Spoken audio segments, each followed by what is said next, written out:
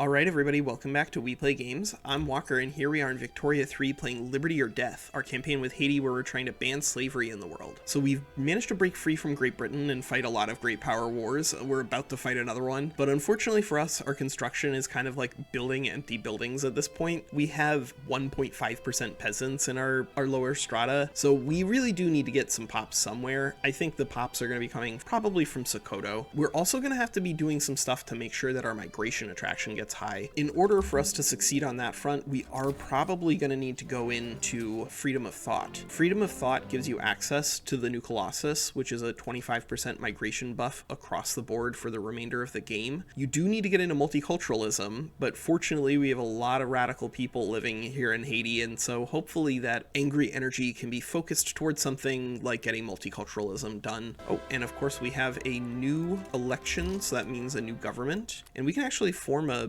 pretty legitimate government here with industrialist intelligentsia, so we'll do that for now. Alright, so now we can have a radical in charge of the industrialists. That's fantastic. A radical in charge of the industrialists means it's going to be a lot easier for us to get multiculturalism through, but it'll also be easier for us to get right of assembly through. Alright, war with Argentina has broken out, so I think what we're going to do is just occupy some of Argentina and then just kind of hang out, because we don't want to capitulate Argentina super early. There does seem to be a bug in 1.2 where if you're annexing one of your subjects and somebody else gets called in, you can actually go below 0 even if you're in occupation of everything. The game doesn't identify you as actually controlling the territory that you just annexed. Unfortunate, but you know, bugs occur. Alright, so there are 113 French coming down to Argentina, so I think we're only going to be able to execute maybe 1 or 2 more attacks here before we have to pause. But that's okay. If we can take control of Buenos Aires, that's all we need in order to win this war. Okay, we got colonial exploitation. We don't really care now between colonial exploitation or colonial resettlement. We're just trying to get as much happiness with our IGs as we can. Ooh, and it looks like we're gonna have a revolution here with the Mandi trying to break free in eastern Mali. And we'll even reform the government to bring the armed forces into power. And now that we've brought the armed forces into power, we should be able to pass right of assembly without the armed forces joining the opposition, because I think they're going to be happy enough that they're not going to resign, and that's all we need. We just need the armed forces separated from the conservative powers, and then we should have a pretty easy time liberalizing the country. And the front has actually just shattered here for Argentina, so unfortunately I think that means their doom. Alright, so we got dynamite unlocked. That is going to be huge for us, because that's going to dramatically increase our resource extraction. I mean, yeah, it does increase our mortality just a little bit, but that's okay. It's a sacrifice that I'm willing to make. The French have 260 units down here fighting in Argentina, but Argentina is about to capitulate, and there it goes. And hopefully by incorporating Argentina like this, we're going to fix up our economy, because we do need a larger tax base. There's kind of no way around it. Alright, we got right of assembly.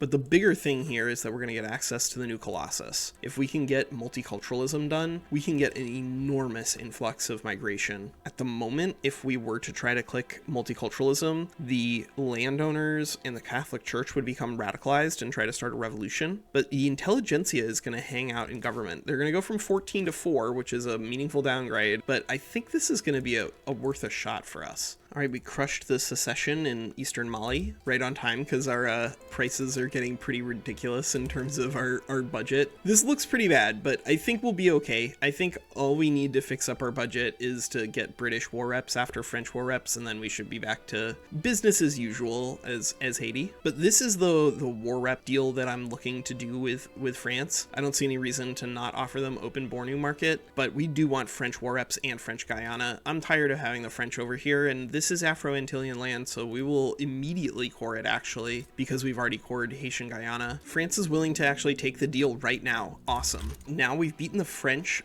but our economy really is still kind of on a nice edge. We need war reparations from Great Britain, I think. And one of the easiest ways we should have to gain access to it is ban slavery in Dynam. Because unfortunately for Great Britain, they're in a war with Germany right now, and so if we can just knock the British out pretty quickly, mobilize our troops, send them at all fronts, and and include the Great Qing in on this war with the UK, we should be all right. All right, war with Great Britain has broken out.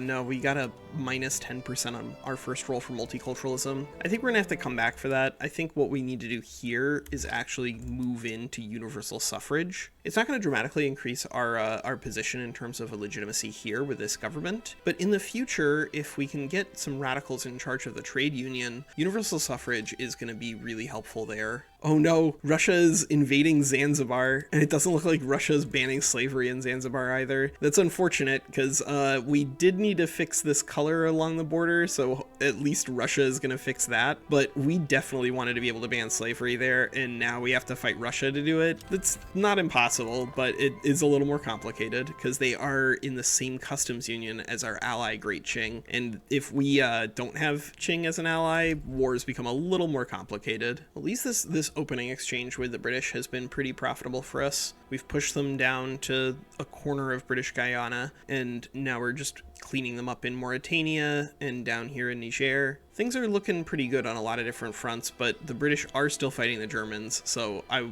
wouldn't expect that to go on forever. Ooh, Germany wishes to enter into a trade agreement with us. I'll definitely sign a trade agreement with Germany. At the moment, we are friends and allies with Great Qing, and that is something that is paying off really great dividends. But if we move over to being friends with Germany, I won't be mad about it. Guarani has launched an uprising against us. Well, alright. Unfortunately, due to annexing both Argentina and Chile, people are going to be able to start colonizing in Patagonia, but that's okay. That's one of these things that looks grosser than it really is. Ooh, and because we pushed the British into negative, they're actually willing to just capitulate here, give us what we want. But this is cool because it means we've actually unified Guyana. That's great for us. The entirely empty investment pool means that our construction has definitely outstripped our current financial resources as a nation, but that's a good thing, right? Universal suffrage, you were supposed to get done a while ago, friend. We do need to get to work on multiculturalism. I guess we'll come back for universal suffrage. It's just bounced around doing nothing. All right, you know what? The US has now banned slavery within their own borders, so we will sign a trade agreement with them. We'll probably still have to fight them just to ban slavery in Oman, but I'm happy to be friends with the US for now. All right, we got pump jacks. This is going to be a really big transformation for us, and so we're going to need access to an enormous amount of engines. So we are in a good spot here, I think, to take on Sokoto. If we attack Sokoto for a Dominion, our infamy is going to stay below 50, which is like a critical breakpoint for doing real diplomacy in the world. Unfortunately for us, we haven't picked up an obligation with Peru, Bolivia yet, and if we had, then we would be able to make them into a protectorate here. Not in this timeline, so let's go ahead and turn Sokoto into a dominion and ban slavery there. Ooh, Brazil wants to enter into a trade agreement. That's fantastic. Ooh, and we're gonna get a 15% bonus on our multiculturalism roll. I love to see it. France has sided with Sokoto. That was what I was afraid of, because we should be able to get French war reparations once more. And with French war reparations, your economy can't be doing that badly, right? He says, mousing over just a giant input good shortage. It's only 5% right now, though. It's not that big a deal. All right, war with Sokoto has broken out. All right, so now there's a new election. We want to make sure that the Free Trade Party gets as many votes as we can give them, because they are a core part of this movement to enact multiculturalism. Any sort of government we form after the election is kind of going to have to include them, but hey, we have legitimacy again. Great. Come on, multiculturalism, show me the money. You're at 31.9%, you can make it. Oh no, it failed to gain traction, lost 15%. But Sokoto is getting rolled up over there, so if Sokoto capitulates, it should be a little easy for us to push back against the French, especially because Jacobo Pimentel, our genius defender, is holding off the French down here in Herero land. Whoa, revolutionary France? Oh, it's just another constitutional empire. Okay, revolutionary France, live your best life. Well, you know what? After the election, we still have basically the same thing. We could bring the trade unions in and crash the legitimacy by creating a full radical party, but we don't need to do that. We can keep everybody who's been in power and see where we get on multiculturalism. Oh, this actually might be bad for us. If the France that's paying us war reparations goes under, then we won't get revolutionary France's war reparations. That'll be a little annoying, but you know, sometimes war reps, they don't work for you. gonna get us. Oh, no, it's another bad stall chance. Multiculturalism failed, but fortunately, publicly traded is probably gonna succeed. So we're just gonna switch publicly traded over to basically everything. So that way, A, we get more power to the industrialists, and given that the industrialists are currently run by a radical, that's a really big upgrade for us. But it's also going to give us just a lot more in terms of our investment pool. Anywhere we can get IP on agricultural buildings, it's going to be worth it. But even for non-agricultural buildings, it's definitely worth increasing your number of industrialists and capitalists if you need the political clout there. And that's also going to be nice for our standard of living. And we're just pushing into more automation and production technologies. But once we get most of these tier 3 automation techs down, I think we're going to pop back over to society. All right, so we defeated the French, and right on time, there's been an uprising down here in Patagonia. All right, well, at least we got to demobilize first, so our troops are not going to be, like,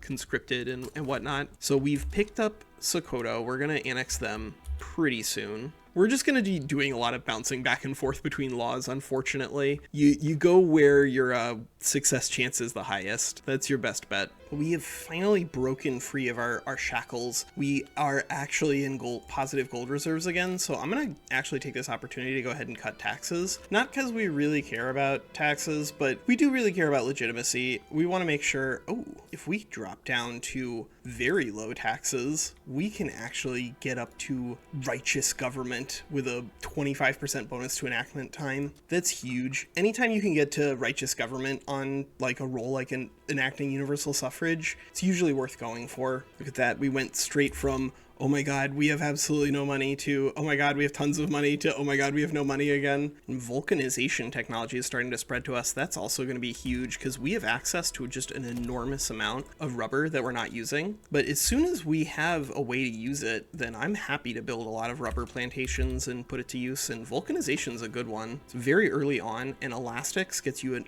enormous amount of luxury clothes, which can make you just tons of money. We have 1,200 size trade center total in our empire. That seems legit. We're also gonna have like a side benefit that by dramatically decreasing our taxes, we are gonna increase our standard of living and therefore increase our population growth and migration attraction. But like the main thing we're trying to do here is get universal suffrage through. If the people benefit from our actions, then that's just spillover effect. No, Great Britain has started embargoing us. Great Britain, rude, extremely rude. We haven't even had an opportunity to punish the Dutch yet from embargoing us. Universal suffrage is also stalling. Dang, all of our laws are just getting ruined by bad rolls, but that's the way it is sometimes. All right, let's get back to what we're really trying to do here, which is multiculturalism. That's the long-term silver bullet for us. If you can get multiculturalism through, you will get an enormous number of pops, I promise. Looks like revolutionary France actually ended up winning, so we're not even going to get French war reparations, but that's okay. We're growing plenty now. Oh, baby, we got multiculturalism. That's it. So we're going to go ahead and take this 25% migration attraction bonus for the remainder of the game, and that should fix up our population problems. We could do guaranteed liberties. It would make the armed forces pretty mad, which I'm not thrilled with, and we'll see if guaranteed liberties provokes a revolt, but I don't think it will. But unfortunately, passing multiculturalism has cost us a little bit in terms of our legitimacy as a government, so we can't get into a righteous government anymore unless we drop to very low taxes, which I don't think I'm willing to do that. But we can be running medium here, and I think that's pretty good for where we are on our growth curve. I see a lot of people who think that you should just be running like low taxes all game because of the SOL constraints, but like generally speaking, that's not true. Generally speaking, you do want to be building as much as possible, and then you want to be decreasing your taxation once you hit a point where building is no longer profitable. But if you can build wide fast enough, then you kind of never outpace where building is good. And now with improved fertilizers online, the price of grain is just going to crash, which is going to be really good for us because it is going to help us with our standard of living. But also just anything you can do to decrease landowner power at this point is going to be helpful. They are almost marginalized. They should be marginalized soon. Oh, baby, we got guaranteed liberties. All right, so with guaranteed liberties on the books and us burning off some infamy because we do not have a bandit leader, I think we can get back to the ban slavery war goal, core goal here. So let's ban slavery in Paraguay. We won't puppet Paraguay. We're just banning slavery here and taking war reps because, you know. All right, line is indeed going up. Fantastic. It's a giant movement, very angry one to restore cultural exclusion moving in the background, but we'll go ahead and pick up a higher level home affairs. We get to level 5 guaranteed liberties. We can start preventing those sorts of revolutions brewing in the background. And we could just go ahead and try for total separation too. If we can get all the way down to multiculturalism and total separation, then we can start absorbing immigrants from East Asia, which means that all of this infrastructure that we've built up in our empire using our construction that was building on no peasants will finally pay off. We got vulcanization. All right. That's going to be great both for the textile mills as well as for all of these rubber plantations that we've been building, because the rubber didn't have anywhere to go until now. But now with this massive influx of rubber and elastics, we're going to have way more luxury clothes, which we can then turn around and sell on the world market. And just like that, we've burned through that massive bureaucracy overage that we had, and we're back to needing to build more bureaucrats. I don't hate to see it, because that means whenever we annex Sokoto, we'll have enough bureaucracy to actually start incorporating them right away. And that is pretty critical for our growth. Our population has finally started to really take off, thanks in part to migration, but it's not done. We've got plenty of work to do. Ooh, all right, so we got total separation too. It means we have to drop either greener grass campaign in Haiti or this consumption tax on porcelain, and 50k is a lot of money, so unfortunately that means that we do lose the greener grass campaign here. We're gonna need trench infantry in order to fight Spain, and we are gonna need to fight Spain. Oh no, Spain has gone ahead and banned slavery on their own. All right, well, good for you, Spain. So the only IG currently in favor of workers' protections is the trade union, but in order for us to work with the trade union, we would need to kick the industrialists out of power. It's unfortunate for the industrialists, but you know what? They've gotten a lot of what they wanted recently. So their approval isn't as scary or as critical as the approval with the other IGs. And if we can get workers' protections through, we will make an outrageous amount of money very quickly, because getting minimum wage here with the way our economy has developed will cause our standard of living to just really take off. Let's go ahead and ban slavery in Bagirmi. I'm hoping, because we're not demanding that these guys become our subject, that nobody intervenes, but we will have to puppet Wadai and Darfur in order to have an access to Egypt. But these guys don't really get us anything that we're missing here, because we're going to annex Sokoto. So if Bagirmi is like independent at the end of the game, great. As long as they have slavery banned, that's all that matters. After we're done here with Bagirmi, we'll start a diplo play against the Netherlands. The Netherlands used to have a defensive alliance formed with France, but that was before, and now with this revolutionary group that's taking control of France, A, our relations are back to neutral, but B, it also means that France and the Netherlands are no longer really close friends. If we give a treaty port with the Netherlands, they can't embargo us anymore, and that's a pretty big deal. All right, Bagirmi has collapsed and slavery has been banned. The Netherlands are looking pretty soft here, so let's go ahead and start a treaty port diplo play against them. We'll just take a treaty port in Windward Coast. There's not a lot of pops there. It doesn't generate a lot of infamy, and we're not really looking to have a giant fight against the Dutch. Unfortunately, the Dutch East Indies are a dominion, and so they're not automatically drawn into the war with the Dutch, but maybe the Dutch will offer them a bribe. That would be really good. It looks like Intelligentsia Trade Union is the government. There's no other legitimate formation that we can come up with that gives them a carte blanche to work on workers' protection, as far as I'm concerned. Yes, migration, come to us. Oh my god, we're up to 82k on migration in Antioquia. That means that we're getting double our population growth. No, now triple our population growth in migration. Oh, multiculturalism. You're so dirty. In reality, of course, you don't have to go into multiculturalism. If you get access to either Great Qing or to Indian territory, you can ignore multiculturalism entirely. There's basically infinite pops there, but we're not going to be conquering Great Qing. We're friends of theirs now, so we will instead rely on migration attraction to poach some pops for us. Oh yes, workers' protection is up to 56%. You can do it, workers' protection. I believe in you. Now, the radical loyalist split, it is actually one of these things that you kind of want as many radicals as you can get before you get into multiculturalism, because they are going to help you. If you want to get anarchists or radicals, the people who are in favor of multiculturalism, then you actually want some of your IGs to be very, very angry. And so radicals, they're actually a pretty good metric, whereas loyalists are generally not that great, which is one of those things that makes guaranteed liberties, which we're pushing up to level 5, a little complicated. But once you get multiculturalism, then radicals start dropping off in terms of their use. Important to note, do not think of standard of living as a metric that measures how powerful you are. We are number 3 in the world, but you can see here that there are a lot of nations in the top standard of living metric who are not powerhouses, right? Lanfang is not going to conquer the world. Their GDP is 932k. Krakow is up to 3.9 million though, so good for Krakow. Ooh, our GDP has surpassed the British Raj and the United States of America. Oh man, and we got workers' protections. Fantastic. All right, we beat the Dutch and we've gained a Dutch treaty port. That's going to be really sweet because now they can't embargo us anymore. That's a huge new trade partner that we have access to. All right, Sokoto, is anybody going to defend you? If nobody is going to defend Sokoto, then we can annex them right here, and that would just be an enormous boom to our economy. France has declared that they are going to be neutral. I guess it helps that there's a new government here in France. It also is a little scary because it looks like they have mass conscription on the books.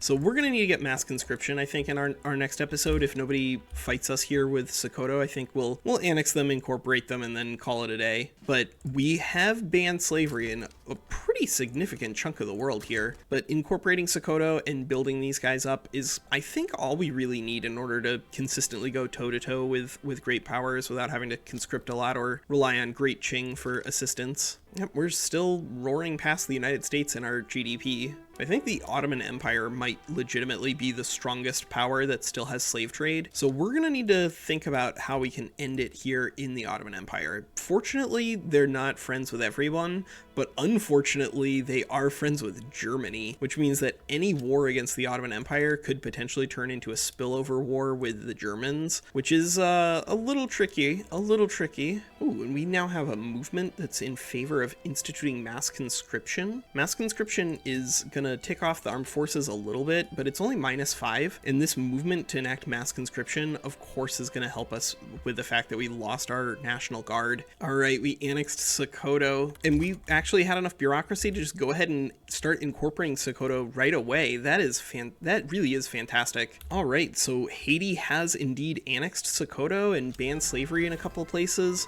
Oh man, and now we have electricity, which is going to be just another really huge upgrade for our economy because, boy, we really need some automation in a couple of places. But that'll be for our next episode. I think that we are rapidly moving towards the end game here because there are only a couple of areas where we can do ban slavery. So you can see there's this big slice here in the Middle East. That's like where we're going to need to fight. Fortunately, some of this looks a little worse than it really is, right? Egypt and the Ottoman Empire should be pretty easy to push over, except for their friends. But the British Raj is going to be pretty tough. Slavery is gone from the New World entirely, mostly thanks to our efforts. The United States did ban slavery on their own, so kudos to them. But we do need to hit Transvaal, and this area right in here, the Buganda territory, is still outside of our reach. I think our way to get there probably remains to go through Ethiopia, but we really did need to annex Sokoto. Our construction was just like building furiously on nothing, and although we are getting plenty of pops now through migration, there's still lots of empty jobs out here.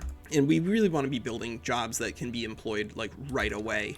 I think the next episode we'll probably be taking on the Ottoman Empire, if I had to guess. Even if it means we have to fight the Germans, who we are trying to buddy up with. We need to get slavery done in the Ottoman Empire, and I think we've delayed it long enough. So that's Walker, and that's We Play Games here with Liberty or Death. Take care.